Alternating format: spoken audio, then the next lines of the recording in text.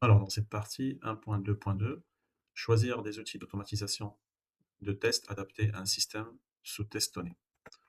Donc, ce que nous allons voir, donc ça c'est une partie qui n'est pas très longue, mais c'est une partie très importante. Alors, pour identifier les outils de test les plus adaptés à un projet donné, le SUT doit d'abord être analysé. Les TAE doivent identifier les exigences du projet qui peuvent être utilisées comme base pour la sélection des outils.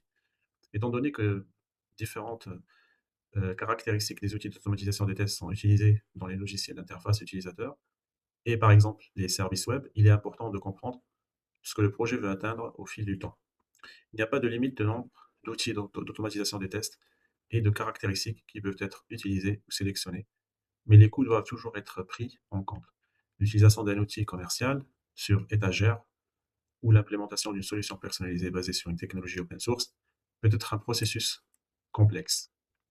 Le sujet suivant à évaluer est la composition et l'expérience de l'équipe en matière d'automatisation des tests. Dans le cas où les testeurs ont peu ou pas d'expérience en programmation, l'utilisation d'une solution low cost ou no code peut être un choix viable. Pour les testeurs techniques ayant des connaissances en programmation, il peut être utile de choisir des outils dont le langage correspond à celui du SUT. Cela présente des avantages, notamment la possibilité de travailler avec des développeurs sur les débugages des défauts d'automatisation des tests de manière plus efficiente et la formation conjointe des membres de différentes équipes. Donc là, on passera à l'explication de cette partie. Alors, sélectionner les outils d'automatisation des tests appropriés pour un système donné en cours de test.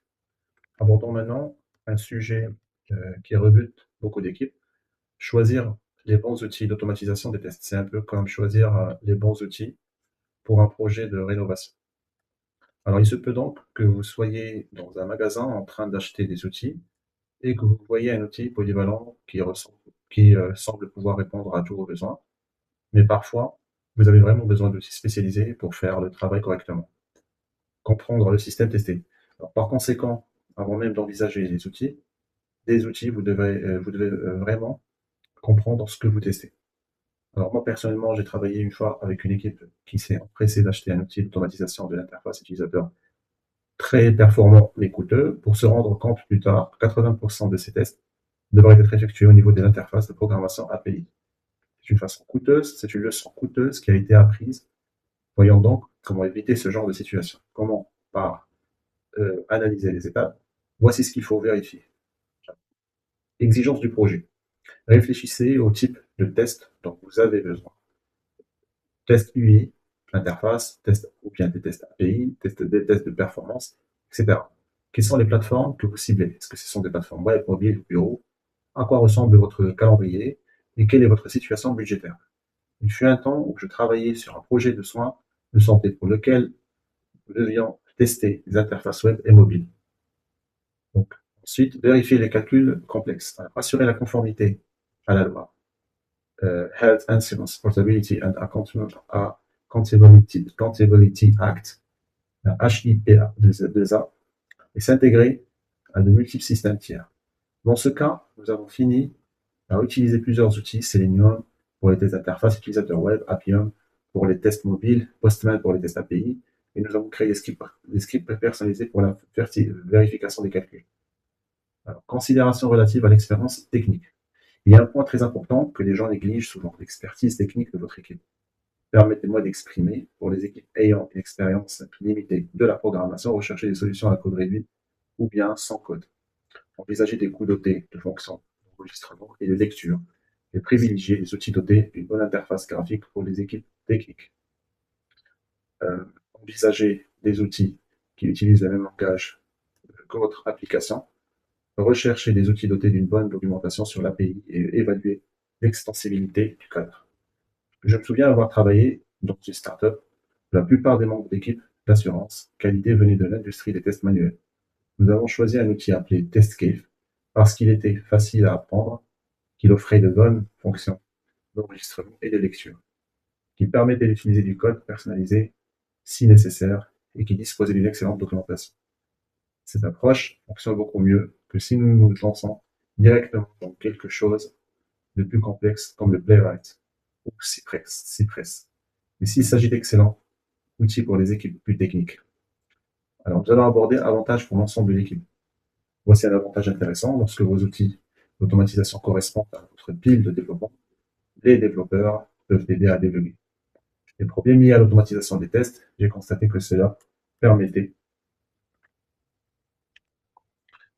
alors, euh, permettait d'économiser d'innombrables heures de dépannage. Par exemple, si votre application est en Java et utilise des tests JUnit pour automatiser, cela signifie que les développeurs peuvent probablement s'y intégrer assez facilement car il s'agit d'outils de test Java courants. Si vous travaillez avec JavaScript, l'utilisation de Cypress ou Playwright est parfaitement logique pour les applications Python. RoboFramework ou PyTest peuvent se sentir à l'aise.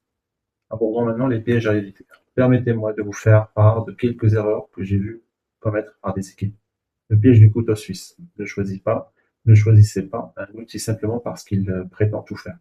Parfois, plusieurs outils spécialisés sont plus efficaces qu'un seul qui tente de tout faire. On parle maintenant de la chute dans la foule, erreur. Alors, ce n'est pas parce que tout le monde utilise un outil particulier qui convient à votre projet G.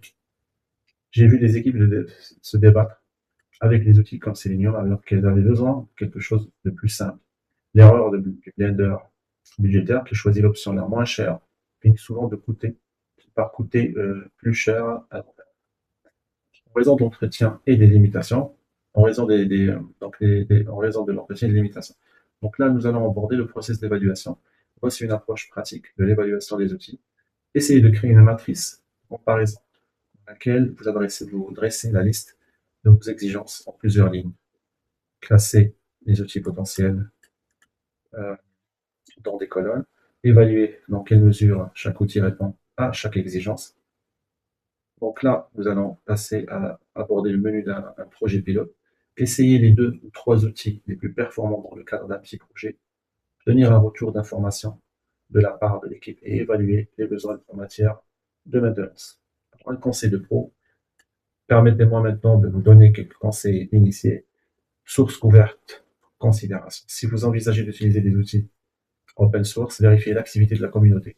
Consultez la date de la dernière version, examinez les problèmes en suspens et vérifiez la qualité de la documentation. Nous allons ensuite aborder outils commerciaux.